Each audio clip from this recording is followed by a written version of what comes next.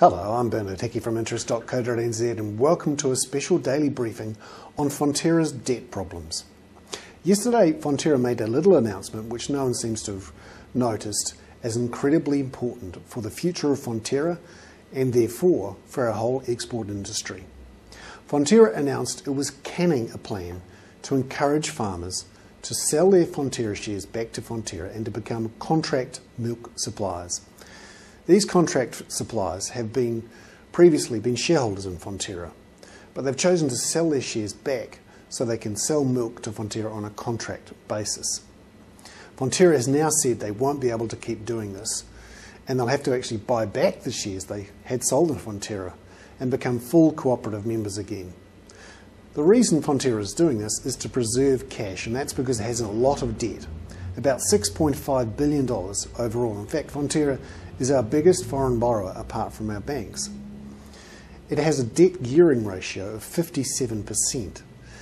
It targets a ratio between 45 and 55, so it's quite heavily indebted. And of course that's a bad thing right now with international markets being so tough for those companies and banks looking to roll over their foreign debts. In fact, Fonterra has $1.3 billion which have to be rolled over every 3 months. And right now, Fonterra is looking for a capital injection to reduce its debt levels. It's already done some of this.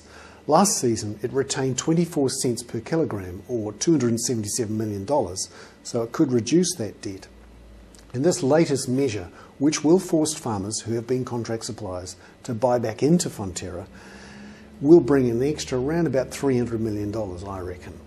But Fonterra is looking at other options to inject more cash into its business and to reduce its debt. Now obviously outside capital is unacceptable to farmers.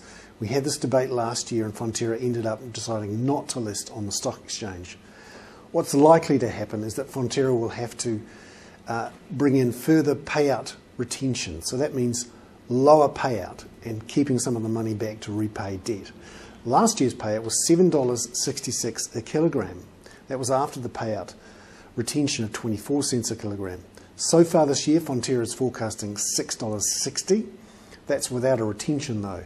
You'd have to think, with commodity prices dropping, even though the New Zealand dollar has fallen quite sharply, if there is a retention that has to be put in place, we're looking at below $6 a kilogram for the payout for this year. Obviously that's going to be a drag on regional New Zealand in particular, so Waikato, Taranaki, Southland, South Canterbury.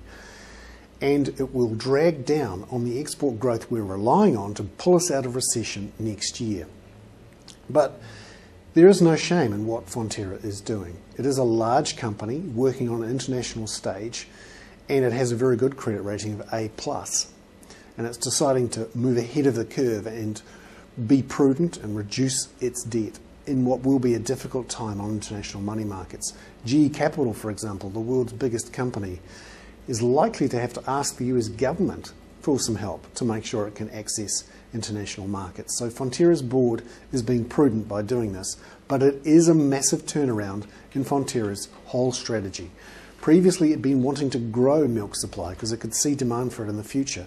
And one way it thought it could do that is by encouraging farmers to become contract suppliers, not actually buy shares in Fonterra. But Fonterra have had to dump that growth strategy, at least for now, to help repair its balance sheet. I'm Bernard Hickey with a special report on Fonterra's debt levels for mths.co.nz.